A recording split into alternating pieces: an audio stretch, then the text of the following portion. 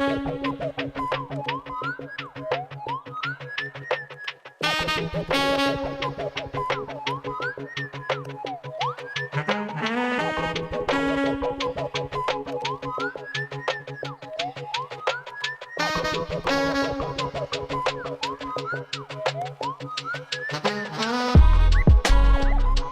good, y'all? Welcome back to Conversation Piece. My name is Patrick Armstrong. I am your host, and this is The Open Door, our monthly series where we literally open the door to the studio and sit down with members of the community to talk about whatever is on their hearts. If you're interested in learning more or you want to participate in the series, go to conversationpiecePod.com and click on the open door up at the top. Last but not least, shout out to Life in Indy and the team over there for sponsoring this series. Now, without further ado, let's get into it. My guest today is Kia Wright. Kia, thanks for joining me. Hi, thanks for having me. 100%. For folks who may not know who you are, but are tuning in right now and checking out this episode, do you mind sharing just a little bit more about yourself? I am Kia Wright. I am a mother, a wife, and founder of Voices Corporation. It's a nonprofit here in Indy. Okay. My very first question, before I ask you the actual question I need to ask you, is what is it like to be a parent, a partner, and a business owner / head of a business? I don't know what answer to give you because I want to say raggedy. I like it. I like it. No, I'm playing. So my husband and I do this work together. So we work together, we live together, and we parent together. But in all honesty, as raggedy as it is incredible because our kids get to see us building this journey and this legacy. And so it's been really cool to do it with them. So I wouldn't change it. I love it. I quit every other day, but it's fine. I resonate with that. I have to ask because as a fairly new parent myself, I'm always like, how is this working in my own mind? So I have to pick the brains of other people just to see how they're making it work. Generally, we're just doing it. We're not making happening. It work. It's is. Yeah. We have like two sets. So we have the bigs that are 23 and 21. Okay. And then our littles are 10 and 7. Okay. And so I didn't have good friends around me when that 10 and 7-year-old came. But no, I mean, it's really cool. They've jumped right in. So For sure. It's good to have them with us. Well, I love it. All right. So I have to ask, what are you here to chat about today? What's on your heart? All things voices. All things healing Indianapolis. It's a lot of healing that needs to happen, and I'm hoping that Voices is pushing that needle a little bit. I love it. I couldn't agree more. What is Voices? We are a nonprofit agency. We started 15 years ago. I was a juvenile probation officer on the east side of Indy.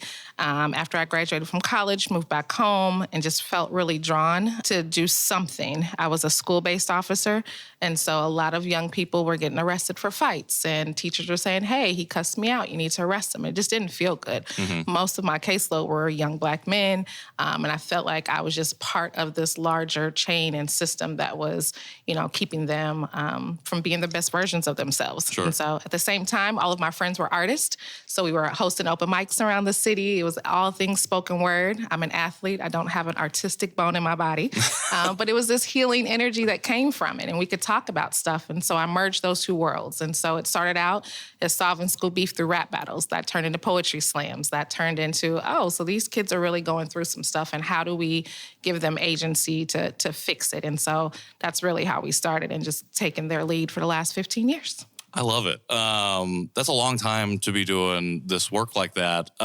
Do you remember the energy coming out of like that first event, like bringing those things together? Because I feel like 15 years ago, stuff like that really wasn't normalized or as normalized as it might be right now. Yeah, honestly, it was a poetry event at Renaissance. It's an alternative school in Warren Township.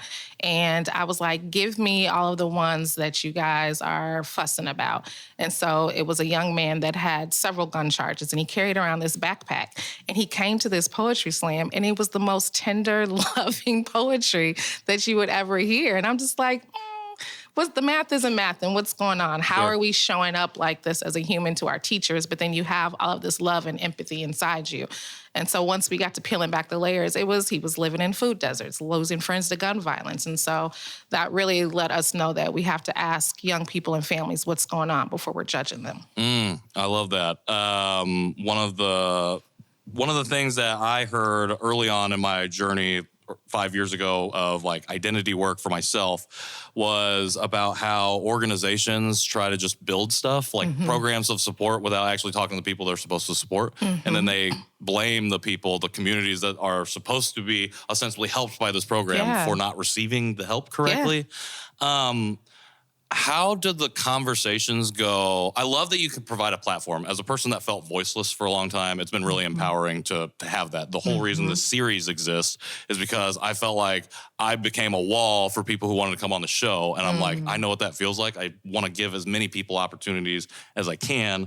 And even still, sometimes people need a little bit of, I don't want to say coaxing, but just like maybe conversation, maybe affirmation before they'll step on the stage in that brave way. How do those conversations go with the youth that you work with? And like, what do you find has been the most impactful way to get them involved? And obviously it's different for everybody. Yeah.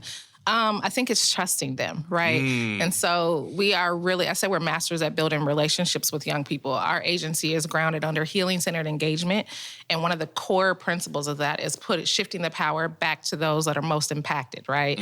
And so I often heard from the parents that I worked with when I was a probation officer, you're taking my power away. You're telling me that he needs a mentor and he has to come home from this curfew. So now he's listening to you and disregarding everything that I'm trying to tell him in the home. And so that really clicked with me. It's like we're not trying to parent folks. And, you know, even me growing up in Lawrence Township, I'm so far removed from those areas now. You know what I mean? And so why not listen to what folks are telling us? And so it was just listening to community and trusting that they knew best. And so it might not be he needed therapy. He was hungry. That's why he came in here and cussed you out. It wasn't that he's this disrespectful kid and all these other things. And so I think for us, it's just making sure that we trust community. They know what's best. We're not the experts.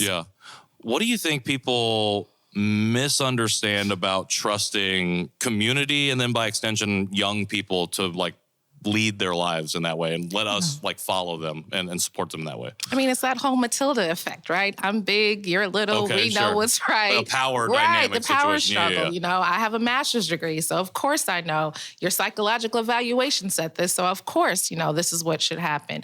And I think just relearning some of those things, when you talk to young people, especially like here in Indy, there's all this talk about how do we reduce youth violence and blah, blah, blah. They've told us for years. They need access to spaces. They want to feel safe. They're living in food deserts and all these things. And I think just getting out of our own way and realizing we're not the experts is a big key of that. I love that. This might be a big question, but I'm wondering, how do you define community? I think it's defined a lot of different ways. For me, it's that village mentality, right? When I was growing up, a neighbor could get a hold of me, a teacher, a coach. And I think folks define community like within proximity to them and who's pouring into them. And so that could look a lot of different ways. For young people, it's usually their peer groups. That's where they're getting most of their information and most of their supports. They don't have those trusting, caring adults in their lives. And so I think it's defined by your proximity and your experiences. With that in mind, what does Indianapolis mean to you, especially knowing that you're like grown up here, like you're really, really rooted, deeply rooted in the community of the city? I mean, Indy's home. It's where I built my life. My children are born here and they're growing here. I brag about Indy all the time for all of its faults. But Indy is just home. It's peace. And it's this place that allows growth and allows you to be who you are. So you've been doing this work for 15 years. You've brought together a lot of different people, but especially created a place for creative voices, for anybody's creative voice to really take center stage. How has the city grown, especially in that regard, in that last 15 years? It's grown a lot. We've seen a lot of system leaders come along and say, okay, yeah, kids do have something valuable to say. We should actually listen to them. I think it's been more efforts in prevention instead of just intervention and intervening after the fact. Like, let's get these babies and these moms together way before, they need us. I think it's just grown a lot in that area. Like, we're constantly being called on, how do we incorporate youth and family voice? And so I think it's finally folks are paying attention to, let's stop creating all these policies without the people that it's impacting. Yeah, So for annoying. sure. Well, most people, I think. Well, think most. That's true. Depends on where you are. Definitely depends on where you are. And I guess with that in mind, what do you think is still the biggest barrier, or maybe not the biggest barrier, but the most urgent obstacle that you want to tackle or overcome right now? Oh, that's such a layered question. It's so many. Yeah. I think just where we're investing says a lot about where we are as a city. Yes, we've came a long way, right? But we have to match that energy with investment, right? This stuff is not cheap. This is not easy, and it's not overnight fixes. We got into housing 2 years ago because we were getting a lot of calls from folks being displaced due to gun violence, or parents just, really exhausted and not knowing how to parent their kids and putting them out. Sure. Once we got into that, it's a huge problem. There's kids sleeping behind Hardee's downtown. Yep. They're sleeping in locker rooms. And so I think housing is a huge need. All of the social services that we have here in Indianapolis is not going to matter unless someone is safe and housed and be able to receive that. So I think investing into the things, and housing is some big needs right now. What programs are you really excited about, or new initiatives? You said you just got into housing 2 years ago. What other things are you really excited about that Voices is doing that maybe the city could look towards investing into? Because I think these conversations are kind of happening, and like we were just laughing about, like some people are not really understanding it, and it's usually the people that hold the lever that might allow for the flow of water to go to the place it needs to go.